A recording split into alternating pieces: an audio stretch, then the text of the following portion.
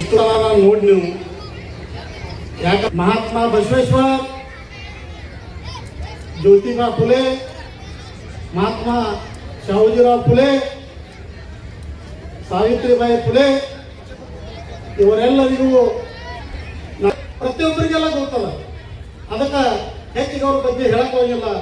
ಇವತ್ತಿನ ದಿವಸ ಪ್ರೆಸೆಂಟೇಷನ್ ಏನು ಈಗ ನಮ್ಮ ದೇಶದಲ್ಲಿ ಏನು ನಡೀತಾ ಇದೆ ಅದನ್ನು ನಾನು ಸ್ವಲ್ಪ ಎಲ್ಲ ನಮ್ಮ ಹೆಣ್ಣು ಮಕ್ಕಳಿಗೆ ಹಾಗೂ ಯುವಕರಿಗೆ ಹಾಗೂ ಹಿರಿಯರಿಗೆ ನಾನು ಹೇಳಲಿಕ್ಕೆ ಇಚ್ಛೆ ಪಡ್ತೇನೆ.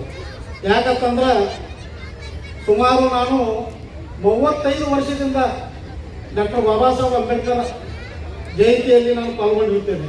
ತಾಲೂಕು ಆಡಳಿತ ಇರ್ಬೋದು, ಜಿಲ್ಲಾ ಆಡಳಿತ ಇರ್ಬೋದು, ಆದರೆ ಗ್ರಾಮ ಲೆವೆಲ್ನಲ್ಲಿ ಇರ್ಬೋದು, ನಾನು ಜಯಂತಿಯನ್ನು ಕಂಡಿದ್ದೇನೆ, ಜಯಂತಿ ಮುಖಂಡತ್ವವನ್ನು ವಹಿಸಿದ್ದೇನೆ.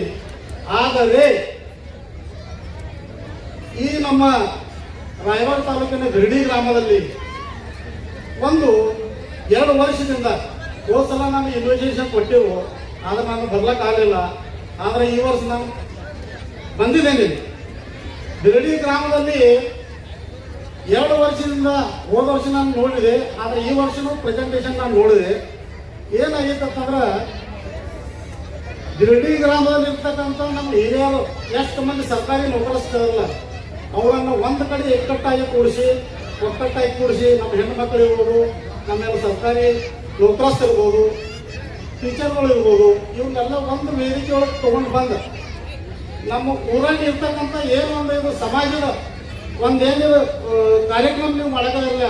ಇದು ಭೀಮೋತ್ಸವ ಕಮಿಟಿ ಅವರಿಗೆ ನಿಮಗೆ ತುಂಬ ಹೃದಯದ ಅಭಿನಂದನೆಗಳು ಸಲ್ಲಿಸ್ತೀನಿ.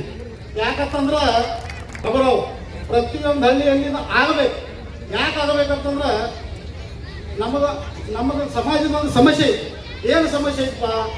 ಈಗ ರಮೇಶ್ ಬಿರಡಿಕರ್ ಒಂದು ಸರ್ಕಾರಿ ನೌಕರಿ ಆಗಲಿ ಪ್ರೈವೇಟ್ ಆಗಲಿ ಎಲ್ಲೇ ನೌಕರಿ ಮಾಡಿ ಹೋಗಬೇಕಂದ್ರೆ ಸಮಾಜಕ್ಕೆ ಟಚ್ ಇರಂಗಿಲ್ಲ. ಅವರು ಬಾಬುರಾವ್ ನಮ್ಮ ಸಮಾಜಕ್ಕೆ ಟಚ್ ಇರಂಗಿಲ್ಲ. ಈಗ ಭಾರತ ದೇಶದಾಗ ಸುಮಾರು 140 ರಿಂದ 150 ಕೋಟಿ ಜನಸಂಖ್ಯೆ ಒಳಗೆ 20 ಕೋಟಿ ಜನಸಂಖ್ಯೆ ನಾವೇ ಇದ್ದೇವೆ.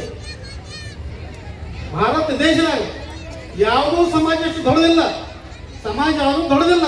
ಆದ್ರೆ ನಮ್ಮ ಸಮಾಜ 20 ಕೋಟಿ ಜನಸಂಖ್ಯೆ ಐತೆ. ಆದ್ರೂ ನಮ್ಮಲ್ಲಿ ಒಕ್ಕಟ್ಟಿಲ್ಲ. ಐತೆ, ಹಣಬಲ ಐತೆ, ಆದ್ರೆ ಹಣಬಲದ ಉಪಯೋಗ ತಗೊಳಗಿಲ್ಲ. ಅದಕ್ಕೇನೈತಿ, ಹಣಬಲದ